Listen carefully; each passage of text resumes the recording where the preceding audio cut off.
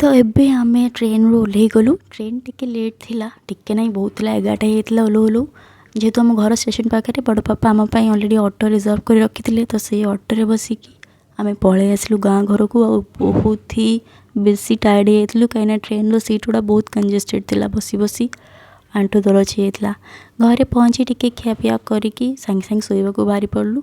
आपण मानक जदि मो वीडियोटी भल लगुच ताहले सब्सक्राइब करने को जमा भी भूलिए नहीं।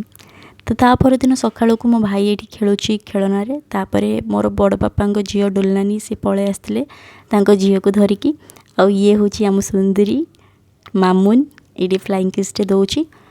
तो सी आसला परे तो मु ता संगे ही पूरा रागी थी। आ या कथा शुणा को एते भल लगे ना, एते गुंडुलु गुंडुलु कथा कहे। आ तार वॉइस रे से कथाटा बहुत ही क्यूट लगे।